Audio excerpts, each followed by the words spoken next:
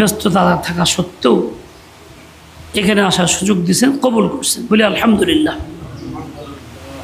আজকে যেমন আল্লাহ পাক তৌফিক দিয়েছেন, আল্লাহ তাআলার কাছে আজীবন তৌফিক কামনা করি, আল্লাহ যাতে আমাদেরকে আজীবন মৃত্যু পর্যন্ত এভাবেই নিয়মিত মসজিদে যাতায়াতের সুযোগ করে দেন, আমাদের কবুল করেন, কাউকে মাহরুম না করেন। মানুষ মসজিদে আসা যাওয়াটাই প্রমাণ করে তার ঈমান আছে। এক হাদিসের মধ্যে আসছে, ইযা রাআইতুমুর রাজুলা ইয়াতাআহাদুল মসজিদা ফাশহাদু লাহু বিল ঈমান। যখন দেখো কোনো ব্যক্তিকে মসজিদে যাতায়াত করে 5 ওয়াক্ত আসা যাওয়া করে, 1-2 ওয়াক্ত নয়, 5 ওয়াক্ত আসা যাওয়া করে, তোমরা সকলেই তার ঈমানের সাক্ষী দাও যে তার ঈমান আছে। এই হাদিসের বিপরীত চিন্তা করলে অর্থ কি দাঁড়ায়? 5 ওয়াক্ত মসজিদে যারা আসে না, যাতায়াত করে না, তাদের ঈমান আছে কি নাই? নাই। একজন লোক 5 ওয়াক্ত মসজিদে যাতায়াত করে, রাসূল বলেন তোরা তার ঈমানের সাক্ষী দাও, তার ঈমান আছে। উল্টা হলে কি হবে? 5 ওয়াক্ত যাতায়াত না করলে, মসজিদে না আসলে বোঝা গেল ঈমান নাই, 0 পয়েন্টে। আলহামদুলিল্লাহ, আল্লাহ পাক আমাদেরকে আনছেন, এরকমভাবে আসার তৌফিক দেন যাতে করে আমার ঈমান সহি সালামত থাকে। যে ভাইরা আসেন না, আসতে পারেন নাই, তাদেরকেও আল্লাহ তাআলা সহি বুঝ দিয়ে দেন, হেদায়েত দিয়ে দেন, তারাও যাতে আমাদের মতো মসজিদে আসতে পারে এবং তাদের ঈমানও যাতে সহি হয়। এই দোয়াও আমরা আল্লাহ তাআলার কাছে করি, আল্লাহ তৌফিক দেন, কবুল করেন। যা মাদ্রাসা দেখলাম আম্মা জান খাদিজাতুল কুবরা রাদিয়াল্লাহু আনহা নামে, মেয়েদের দ্বীনি ইলম শিক্ষা কেন্দ্র। সাইনবোর্ডে এক পর্যায়ে লেখা আছে দেখলাম, সকল বয়সীর মা বোনদের জন্যই দ্বীনি ইলম শিক্ষা ব্যবস্থা। তার মানে ছোট বড় সবাই শিখতে পারেন, এই সুযোগ করে দেওয়া হয়েছে। আম্মা জান খাদিজা রাদিয়াল্লাহু আনহা আল্লাহর নবী সাল্লাল্লাহু আলাইহি ওয়াসাল্লামের প্রথম স্ত্রী। যত ওহী প্রথমে আসছে, এই ওহী সম্পর্কে আলোচনা করছেন, জানাইছেন কাকে? প্রথম ব্যক্তি আম্মা জান খাদিজাকে। তাহলে এই উম্মতের মধ্যে সর্বপ্রথম ইলমে ওহী শিক্ষার্থী তিনি হচ্ছেন আম্মা জান খাদিজা রাদিয়াল্লাহু আনহা। সর্বপ্রথম ওহীর ছাত্রী তিনি হচ্ছেন আম্মা জান খাদিজা রাদিয়াল্লাহু আনহা। এই উম্মতের প্রথম ছাত্রী, প্রথম ওহী শিক্ষার্থী, তার নামে এই মাদ্রাসা কায়েম করা হয়েছে। তার মানে হইল এই মাদ্রাসা কর্তৃপক্ষ চায় এখান থেকে এমন সব মা বোন পড়াশোনা করে ফারেক হবে যাদের আখলাক হবে আম্মা জান খাদিজার আখলাক, যাদের চিন্তা চেতনা হবে আম্মা জান খাদিজার চিন্তা চেতনা, যারা হবে দ্বীনের সত্যের অর্থে সেবিকা। রাসূল আকদাস সাল্লাল্লাহু আলাইহি ওয়াসাল্লামের জন্য প্রথম ওহী আসছে।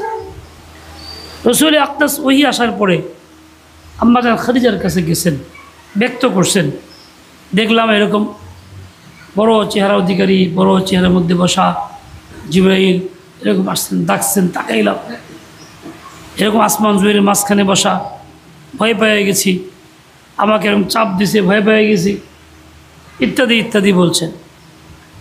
আম্মা জান খাদিজা রাদিয়াল্লাহু আনহা কী করছেন? এই সবগুলি নীরবে ধৈর্যের সাথে শুনছেন।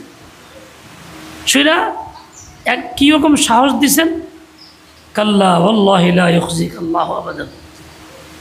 নবী মনে রাখবেন, আল্লাহর কসম করে বলি, আল্লাহ তাআলা আপনাকে কখনো লাঞ্ছিত করবেন না। পরেশানির কারণ নাই, দুশ্চিন্তার কারণ নাই, ভয়ভীতির কারণ নাই, আল্লাহ আপনাকে লাঞ্ছিত করবেন না, ব্যথিত করবেন না। কেন? এই জন্য যে আপনার মধ্যে বেশ কিছু মানবিক গুণাবলী আছে।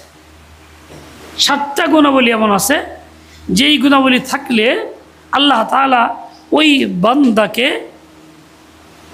সহায়তা করেন, ওই বান্দার হেফাজত করেন, ওই বান্দার ইজ্জত আবরু বহাল রাখেন, তাকে লাঞ্ছিত বঞ্চিত করেন না। 7টা গুণাবলী কি? তার মধ্যে একটা হইল এই, আপনার বৈশিষ্ট্য, আপনি মানুষকে সহযোগিতা করেন। বিপদে পড়লে, অভাবগ্রস্ত হইলে, বাড়িঘর না থাকলে, তুফানে খতম হয়ে গেলে, আগুনে জ্বলে গেলে, যে কোনো দুরবস্থায় আসে আপনি তাদের সহযোগিতা করে থাকেন। এই মানবিক গুণ আপনার মধ্যে আছে। এরকমভাবে আপনার মধ্যে গুণ এই আছে, তাহমিলুল কাল্লা, যারা সংসারের বোঝা বহন করতে অপারগ, তাদেরকে আপনি সহযোগিতা করে সংসারের বোঝা আপনি বহন করে ব্যবস্থা করে দেন। কাজেই তারা সংসারে আপনার ওসিলায় চলতে পারে। কিংবা কারো কোনো বোঝা বহন করতে অক্ষম হয়ে গেছে, পারে না, আপনি সেই বোঝাটাও নিয়ে দিচ্ছেন তাকে অন্য জায়গাতে। ওয়াতাকসিবুল মাদুম, যে লোকটা কামাই করতে পারে না, টাকা পয়সা নাই, খালি অসচ্ছল, এই লোকটাকে আপনি উপার্জন করে দিয়ে থাকেন যাতে করে সে চলতে পারে।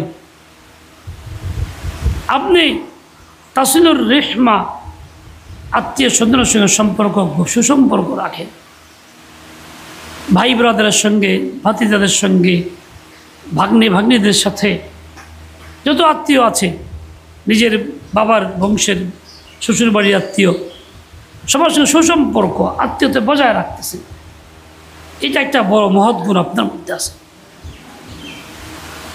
তাকরির দইফা, কোনো মেহমান আসলে মেহমানদারি করে থাকেন।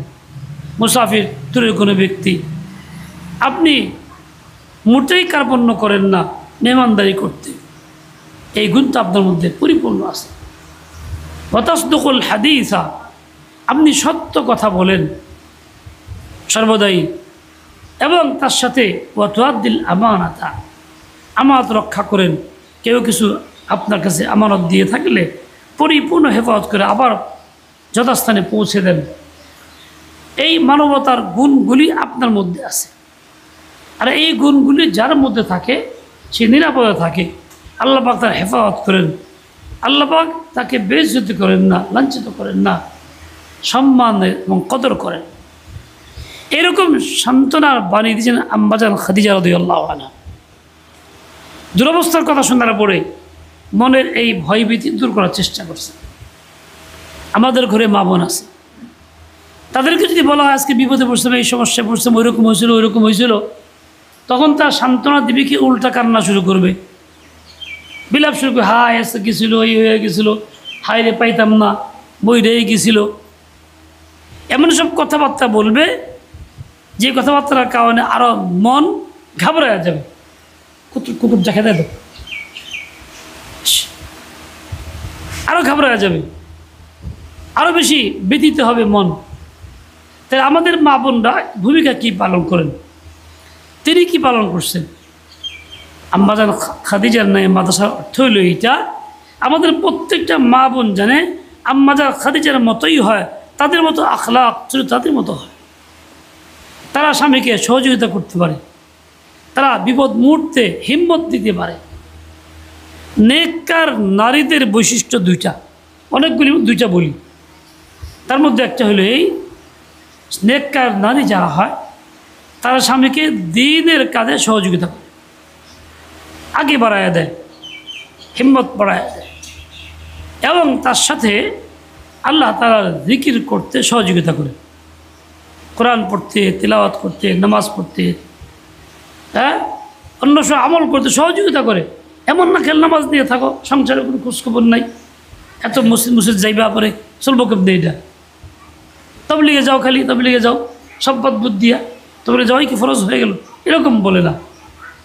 দেখেন, আমি একজন আল্লাহর বন্দির কথা শোনাই, এই উম্মতের হাতেমে আসম রহমতুল্লাহ আলাইহি, বহুত বড় আল্লাহওয়ালা বুজুর্গ ছিলেন, বড় মুহাদ্দিস ছিলেন, বড় দাঈ ছিলেন, মুজাহিদ ছিলেন।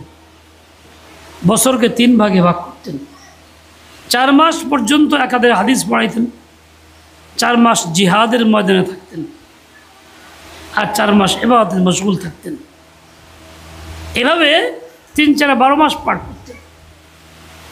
একবার জিহাদে যাবেন, বিবিকে বলতেছে, শোনো যাবো জিহাদে, খরচ দিয়ে যেতে হবে তোমাকে, প্রয়োজনীয় খরচ। তো বলো কি দিব, কত টাকা দিব, কতদিনের খরচ দিব? বিবি আজীব কথা বলছেন, বলছে আমার হায়াত যতদিন আছে ততদিনের খোরাক খবর আপনি দিয়ে যান, খরচ দিয়ে যান। আমার হায়াত যতদিন আছে ততদিনের খরচ দিয়ে যান। সেই বলছে যে কেমন কথা কইলা, তোমার হায়াত কি আমার হাতে, আমি কি জানি কতদিন হায়াত আছে, কেমনে দিব? তখন যা বলছে শিক্ষণীয় সেটা হলো এই যে আমার হায়াত যদি আপনার হাতে না থাকে তাহলে আমার রিজিকও তো আপনার হাতে না, আমার রিজিকও তো আপনার হাতে না, চলে যাবেন যান। আমার রিজিক মালিক কে? আল্লাহ। হায়াতের মালিক আল্লাহ, হায়াত যিনি দিবেন রিজিক তিনিই দিবেন। এইরকম ইয়াকিন ও বিশ্বাস যার মধ্যে আছে, একজন নারী, এই উম্মতে মুহাম্মাদের একজন মহিলা, তার অবস্থাটা কি? হাতেবে আসাম চলে গেছেন, কারণ সাংঘাতিক সাহস পেয়েছেন। আশেপাশের পাড়ার এক মহিলা জিজ্ঞাসা করে, এই হাতেম যে গেল কি দিয়ে গেছে? খরচ দিয়ে গেছে কিছু, কেমনে চলতেছ? তখন যে কথা তিনি বলছেন আরও আশ্চর্য, আরে হাতেম তো রিজিক খাইতো, যে খাইতো সে চলে গেছে, আর রিজিক যিনি দিতেন তিনি যান নাই, তিনি এখনও আছেন। রিজিক দিতেন কে? বলেন, জুড়ে বলেন, রিজিক দেন কে? কীরকম ইয়াকিন তার, যিনি রিজিক দেন তিনি আছেন, যান নাই। আর হাতেম তো রিজিক দাতা না, উনি রিজিক খাইতেন, উনি চলে গেছেন, কাজে সমস্যা নেই। এরকম ঈমান ও ইয়াকিন ছিল এই উম্মতে মুহাম্মাদের মা বোনদের। আম্মা জান খাদিজা তো এরকমই না, এর চারও বেশি ওদের ছিল। আজকে যদি এই অবস্থা আমাদের মা বোনদের হাসিল হইতো তাহলে আমরা দিনের কাজ করতে বেগ পাইতাম না, মোকাম্মল দিনদার হইতে পারতাম।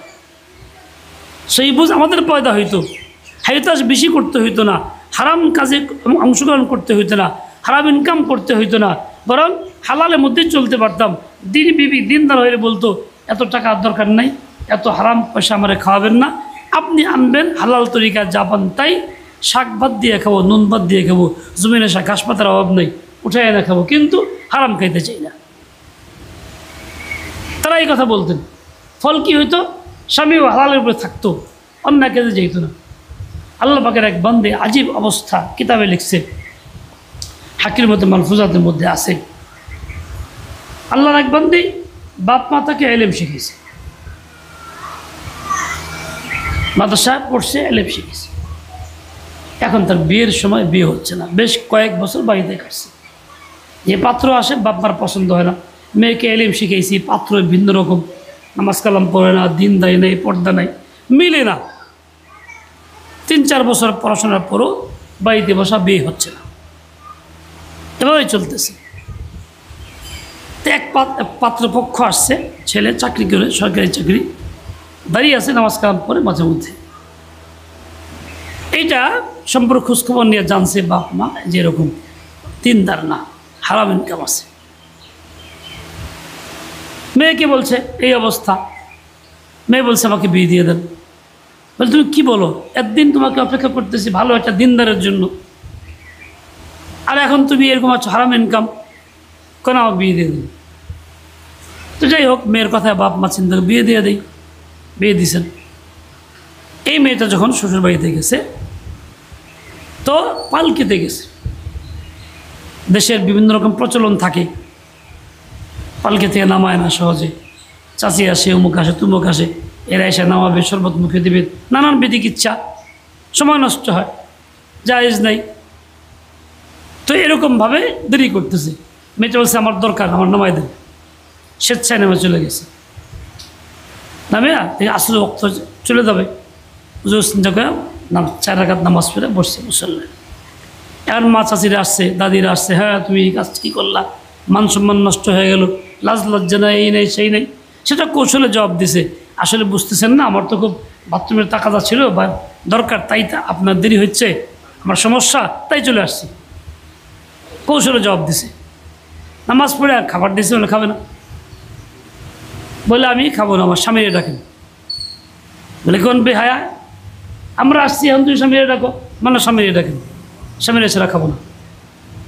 যাক, স্বামীরা ডাকছে, স্বামীকে বলতেছে, আমি শুনছি আপনি নামাজ কালাম 5 ওয়াক্ত পড়েন না, এবং ইনকাম আপনার হালাল সবটুকু নয়, আপনি অবৈধ ইনকাম করেন, চাকরি ছাড়াও হারাম তরিকে ইনকাম করেন, কথা ঠিক কিনা? বলে হ্যাঁ। বলে আপনি ওয়াদা করেন আজ থেকে হারাম ইনকাম করতে পারবেন না, 5 ওয়াক্ত নামাজ ঠিক মতো পড়বেন, তবে আমি আপনার সংসারে খাবো, আর নাহলে খাবো না। 2-3 কেজি চাউল নিয়ে গেছে বাড়ির থেকে, বাপমার কাছ থেকে, বলে চাউল যা আনছি এটা খেয়ে শেষ, তারপরে আমি না খেয়ে মারা যাবো দরকার হলে এই বাড়িতে, কিন্তু আমি খাবো না যত মতো ওয়াদা না করবেন। এর বেচারা কী করবে? এদিকে বাপমার দিকে তাকায়, এদিকে বিবির দিকে তাকায়, একবারে চিন্তা করলো আসলে কাজটা তো ভুল করতেছে,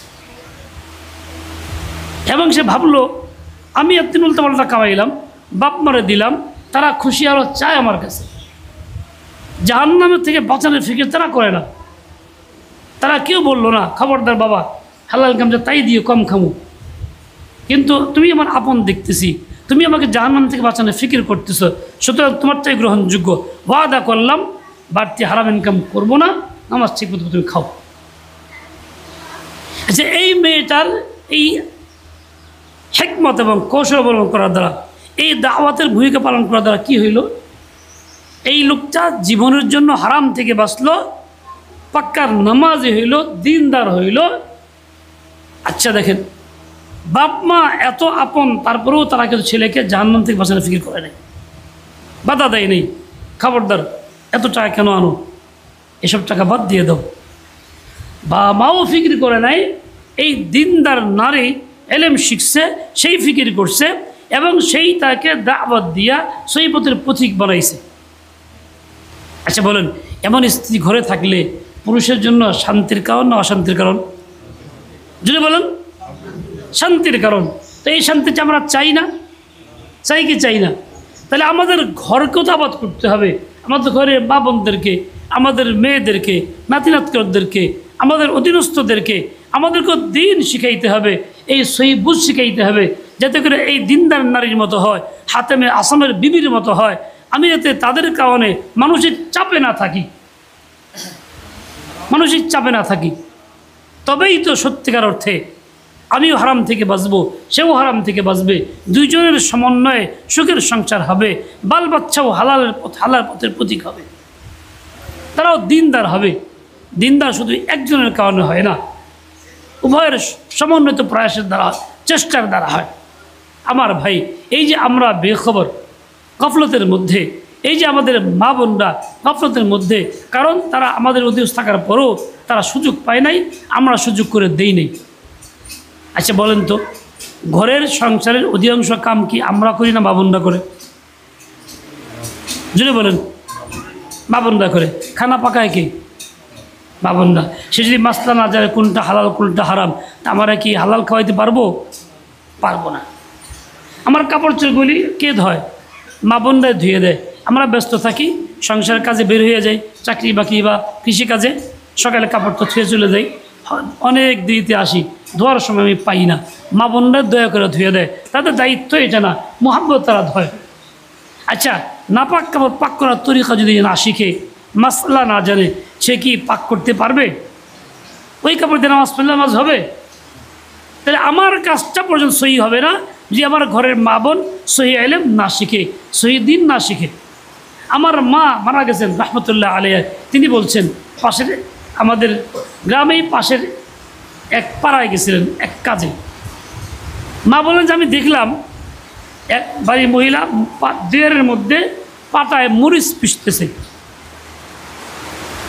এরই মধ্যে তার দুধের শিশু খেলতেছিল, হাঁপিয়া পেরে আইসা তারা ধরে দাঁড়াইছে, দাঁড়ায় সারেই পেশাব করছে পাটার মাঝখানে।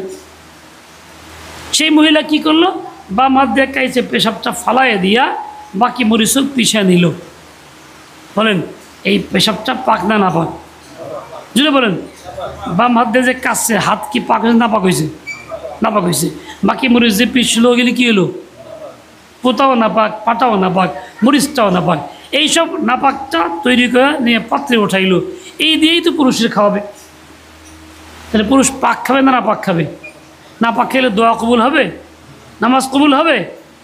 তাহলে এই যে কাজটা সে করলো, কেন করলো? দ্বীনি ইলম শিখে না এই কারণে, দ্বীনি ইলম শিখে না এই কারণে, মাসআলা জানে না এই কারণে। সে দ্বীনি ইলম শিখতো, মাসআলা জানতো, তাহলে জ্ঞানে বুঝা এই কাম করতো না। কথা ঠিক কিনা? আমাদের মা বোনরা আমাদের সহযোগী, আমাদের সাথে আন্তরিকতা রাখে, মহাব্বত করে, ভালোবাসে, খেদমত করে, সেবা করে, কাজগুলি আঞ্জাম দিয়ে দেয়, কিন্তু সহি দ্বীন না থাকার কারণে সে আমাকে হারাম খাওয়ায়। দোষটা তার একা না, দোষটা আমারও, আমি তাকে শিখাই নেই। দেখেন, শিশু বাচ্চা মায়েরা পালে, বুকের দুধ মায়েরা খাওয়ায়। আমাদেরকে আল্লাহ এই যোগ্যতা দেয় নেই, মা বোনদেরকে দিছে। এই শিশু বাচ্চা যখন কান্নাকাটি করে, মা হয়তো তাকে দুধ পান করে আর শোয়ারে ঘুমায় শুয়ে রয়েছে, কাজকর্ম করতেছে, হঠাৎ পেশাব পায়খানা করে দিছে, ক্ষুধা লাগছে, বাচ্চা চিৎকার দিয়ে উঠছে, পেশাব পায়খানা করে ভিজের মধ্যে বাচ্চা থাকতে চায় না, খুব কান্না শুরু করছে। মা আসতে দেরি হয়েছে, পরে একদম বেকায়দা অবস্থা, দ্রুত মা আসছে, আইসা দেখতেছে এই অবস্থা। তখন কী করে? স্বাভাবিক মা বোনরা যা করে, তাড়াতাড়ি করে বাচ্চা ছেড়ে ওঠায়, ওই খেতা কাপড় ভিজাগুলি বাম হাত দিয়া, একটু সচেতন হলে বাম হাত দিয়ে গেলি চাপ চাপ করে ভিজাগুলি সারায়, মুছে মাইসে আবার লয়। অসচেতন হলে ডানার দিয়ে করে। আচ্ছা, এখন এই যে পেশাব পায়খানা বাম হাতে নাড়লো, এই হাতটা পাক থাকলো না নাপাক হয়ে গেল? কথা বোঝার চেষ্টা করুন। নাপাক হইল কি না? হইল। বাচ্চা দুধ খাইতেছে, বাচ্চা দুধ দিছে, কান্নাকাটি করে, দুধ টানতেছে, হঠাৎ চিরিক দিয়ে এমন দুধ আসে, বাচ্চা নিয়ন্ত্রণ করতে পারে না, তেলের সাথে পারে না, অনেক সময় নাক মুখে উঠে যায়। তখন মারা কী করে? বাচ্চার মুখটাকে সরাই দেয়, দুধ বেরিয়ে থাকে। এই দুধ বন্ধ করার জন্য কী কৌশল? তারা হাত দিয়ে স্তনটাকে চাপ দেয়, দেয় কি দেয় না? এই যে হাতটা নাপাক নাপাক, জুড়ে কন, তাহলে এই স্তনটাকে চাপ দিল, বাচ্চার মুখ লাগানো ভিজা স্তন, সেটা কি পাক হয়ে নাপাক হইল? এখন এই বাচ্চাকে পুনরায় আবার ওই স্তনের মুখে দিতেছে, বাচ্চা কি খাইতেছে? ওই পেশাব পায়খানায় তো খাইতেছে। মা যদি ইলমে-দ্বীন না শিখে, সহি মাসআলা না জানে, সচেতন না হয়, তাহলে ও অজান্তেই বাচ্চাকে পেশাব পায়খানা খাওয়াই ফেলতেছে। ওই বাচ্চায় কোরআন ওরে পড়তে রাজি না, ওই বাচ্চায় আল্লাহর নাম নেয় না, ওই বাচ্চায় তাকবীর শুনলে আসে না, আযান শুনলে আসে না, কারণ তার দিল নাপাক হয়ে গেছে। এসব কিছুর মূল কারণ হইল তার মা, ঘরের বিবি, আমার বাচ্চার মা, আমি তাকে দ্বীনি ইলম শিখাই নেই, কারণে আজকে সে এরকমভাবে বিভ্রান্ত, যার জন্য বাচ্চা কাচ্চা নষ্ট হয়ে যাচ্ছে। এই অবস্থা থেকে মুক্তির জন্য দ্বীনি ইলম শিক্ষা কেন্দ্র, মাদ্রাসার বিকল্প নেই। মহিলা দূরে গিয়ে পড়তে পারে, সম্ভব না, এলাকায় করা হয়েছে, এনারা করছেন, কাজিম সাহেব, এনারা, সাদেক সাহেব, আল্লাহ পাক কবুল করেন।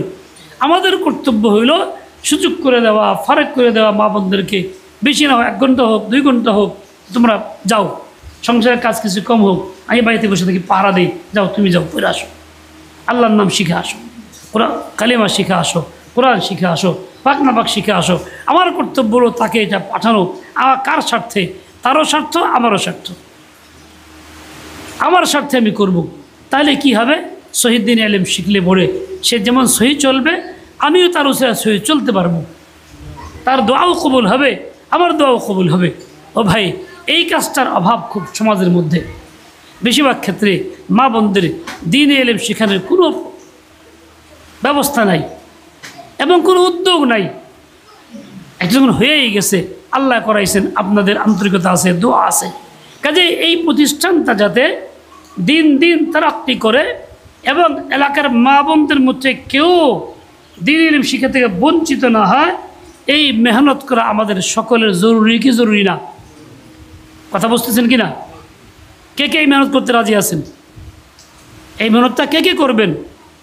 মা বোনদেরকে কে শিখাইবেন? কে কে পাঠাইবেন? আল্লাহ পাক তৌফিক কবুল করেন। এই কাজ যেমন জরুরি, আরেকটা কাম জরুরি আছে, সেটা কি?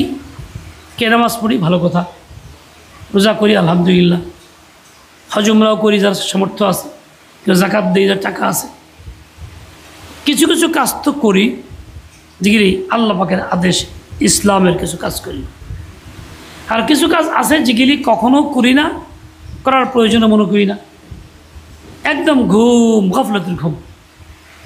এটা কেমন? একটু কথা দিয়ে বোঝাই, বলেন তো বেতের নামাজ ফরজ না ওয়াজিব? জোরে বলেন। যে আমরা পড়ি, যা নামাজ পড়ি তারা বেতের নামাজ পড়ি, ওয়াজিব দায়িত্ব আদায় করি। এদের নামাজ ফরজ না ওয়াজিব? আমরা এদের নামাজ আলহামদুলিল্লাহ পড়ি। এই যে কুরবানি গেল, কুরবানি ঈদের সময় তাকবীর তাশরিক পড়তে হয় 5 দিন পর্যন্ত, ওয়াজিব না ফরজ? ওয়াজিব, এটাও পড়ছি আমরা অনেকেই। এরকমভাবে ওয়াজিবগুলি আদায় করি, গুরুত্ব আছে। আদায় না করলে মনে কষ্ট লাগে, অন্য কেউ বলি এই কাজটা কেমন করলি, যে করে না তার প্রতি একটা কি আসে, অসম্মান আসে ভিতরে, যে লোকটা কেমন কাজটা করে, ওয়াজিব আদায় করলো না। এই ওয়াজিবগুলি, বেতের নামাজ ওয়াজিব, না করলে কাজা আছে, ব্যবস্থা আছে। ভুল করছে, করে নাই, কাজা করতে হবে। কুরবানি করা ওয়াজিব, সময় মতো করে নাই, তার কাজা আছে, কাফারাও আছে। কীরকম? সময় মতো করে নাই, পরবর্তীতে কি করতে হবে? একটা ছাগল, কুরবানির উপযুক্ত এক জন্তু কিনা কোনো গরিব মানুষকে দিয়ে দিতে হবে, এটা তার কাজা। আর না হলে এই ওয়াজিব থেকেই যাবে। যাই হোক, এই পদ্ধতিতেও আপাতত বাঁচা যাবে। কিন্তু একটা ওয়াজিব জীবনে আছে এমন, যে ওয়াজিবটা কেউ আদায় করি না, একদম গফলতের ঘুম আছে। সেটা কীরকম? সেটা হইল এই যে সমাজে, আমার পরিবারে, আমার সমাজে, আমার দেশে কিভাবে আল্লাহ পাকের আইন, আল্লাহর শাসন চালু হয়, তার ফিকির করা, তার মেহনত করা, একেবারে দাওয়াত দেওয়া, মুযাকারা করা, মানসিক প্রস্তুতি গ্রহণ করা, মানসিকভাবে তৈরি করা, এই চেষ্টা করা সবার জন্য ওয়াজিব।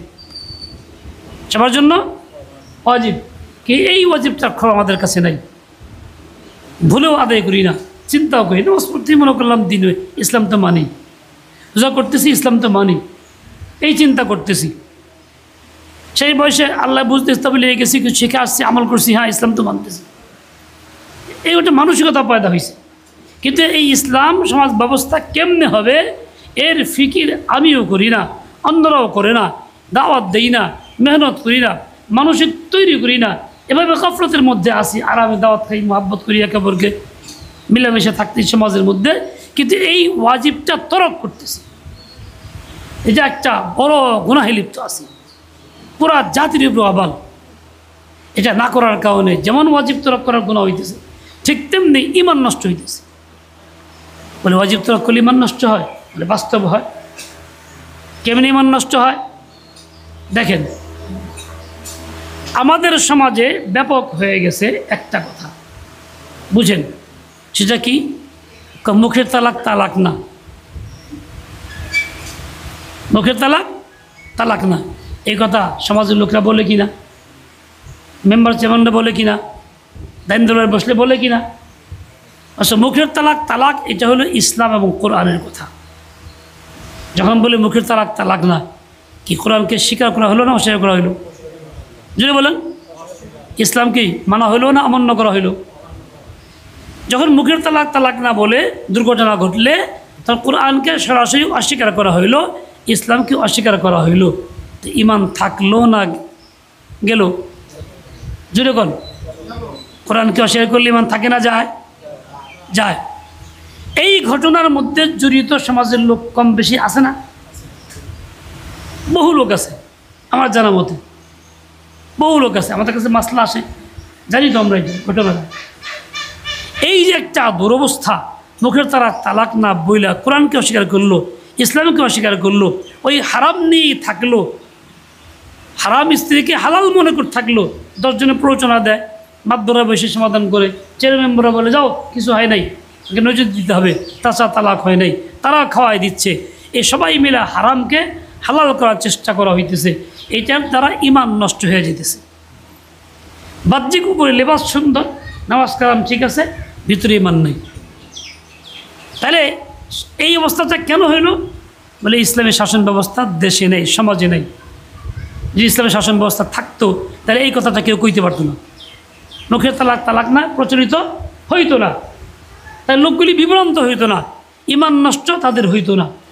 তাহলে ইসলামী সমাজ ব্যবস্থা চালনা থাকলে, চেষ্টা না করলে মানুষ কিভাবে খুব সূক্ষ্ম পয়েন্টে ইমান থেকে দূরে সরে পড়ে বেঈমান হয়ে যায়, খবর থাকে না, বেঈমান হয়ে দুনিয়া থেকে বিদায় হয়ে যায়। বলেন আমরা কি বেঈমান হয়ে মরতে চাই? আমল কম করলেও তো, ভুল করলেও তো বেঈমান হয়ে মরতে কেউ চাই না। এই ঈমান রক্ষার জন্য, এই ঈমানের হেফাজতের জন্য আমার আপনার কর্তব্য হইল এখন থেকে সারা জিন্দিগি ভর যেখানেই থাকি না কোনো, আল্লাহ পাকের আইন, সুন্নাহর আইন, কোরআনের আইন কীভাবে সমাজে চালু হয় এই ফিকিরে মেহনত করা। বাংলাদেশ খিলাফত মজলিস আল্লাহ মামুনুল হক সাহেব যার সভাপতি আমির, ইনি এই দাওয়াত দেন, আমরা এই দাওয়াত দিই, আপনাদেরকেও দিই, এর সাথে যুক্ত হন। এই যুক্ত হয়ে এভাবেই মেহনত করেন যাতে সমাজের সব ভাই আস্তে আস্তে দিল পরিবর্তন হয়। গণতন্ত্র দেশে জানুন অধিকাংশ লোকের রায় আসবে, তখনই সিদ্ধান্তে আসবে। আমরা যদি অধিকাংশ লোক দাওয়াত দিয়ে মেহনত করে তৈরি করতে পারি ইমানের পক্ষে, তাহলে কি এটা আসবে না? অবশ্যই আসবে। দেখেন আমরা কেমন কুফরি করি, এমন কুফরি করি যে বুঝি না, অজান্তেই দিল থেকে বের হয়ে কাফির হয়ে যায়। এরকম কেউ যদি দুর্ঘটনা কোথাও ঘটে, খুন টুন হয়, সেই ক্ষেত্রে আমাদের এলাকার লোক দুঃখিত হয়, ব্যথিত হয়, মিছিল মিটিং করে বিচার চায়, পোস্টারে লেখে, ব্যানারে লেখে উমুকের ফাঁসি চাই, লেখে কি লেখে না? মিছিল করে কি করে না? করে। উমুকের ফাঁসি চাই দাবি করে। এই যুবক কথা বলো না বাবা, চুপ থাকো। তাহলে শুনবা কেমনে তুমি? আসছো শোনার জন্য, শুনতে পারল না, তাহলে লাভ হইল কি? এই যে উমুকের ফাঁসি চাই দাবি করা হয়, আলেম কি খাই সবাই মিলা কয় এলাকাবাসী, ফাঁসি চাই তো কুফুর, ইমান না, ইসলাম না। ইসলামে ফাঁসি বলতে কিছু নাই। তাহলে আমি যদি শব্দটা বদলায় ইমানের শব্দ কইতাম, ভাই উমুকের বিচার চাই বা খুনের বিচার চাই, আল্লাহর আইনে বিচার চাই, এই কথা বলতে পারতাম না? পারতাম কি পারতাম না? না কেউ বাধা আসতো মুখে, সরকার না করতে কথা কইতে পারবি না? না। সংসদীয় আইনে যে কোনো ব্যক্তি বা শ্রেণী তার মতামত পেশ করতে পারে, দাবি পেশ করতে পারে। আমি দাবি করব যে আমি আল্লাহর আইনে বিচার চাই, এই অধিকার আমাকে দেওয়া আছে। তাহলে এই কথা বললে তো কুফুর আইন থেকে বাঁচতাম। চাইতেছি কুফুর, নাম মুসলমান, চাই কুফুর, এভাবে বেমন হয়ে যেতেছি, ইমান থেকে বের হয়ে যেতেছি। এই সবগুলি যদি আমি সত্যিকারে ইলম না শিখি, আলেমের সোহবতে না যাই, নেককাদের সোহবতে না যাই, বুঝেও আসবে না। আমার অজান্তে আমি দুনিয়া ইমান থেকে বের হইয়া কুফুরের পথ ধরে দুনিয়াতে চলে দেবো। এর বিকল্প আমাকে করতে হবে। মা বোনদের জন্য ইলম শিক্ষা কেন্দ্রে করতে হবে, পাঠাইতে হবে, আমাদেরও ইলম শিখতে হবে। সবচেয়ে বড় কথা, সকলে মিলা কিভাবে আল্লাহর আইন সমাজ ব্যবস্থা চালু হয় এই মেহনত করতে হবে। এটা সবার জন্য ওয়াজিব ইনশাআল্লাহ তাআলা। ভুল পিছনে করলে এখন থেকে করবো না, এভাবে আল্লাহর আইন চালু হোক এই মেহনত করবো তো ইনশাআল্লাহ। পিছনে ভুলে তওবাও করবো, আগামীতে মেহনত করবো। আল্লাহ পাক তৌফিক দেন, কবুল করেন। আল্লাহ পাক তৌফিক দেন, কবুল করেন। সুবহানাকাল্লাহুম্মা ওয়া বিহামদিক, আশহাদু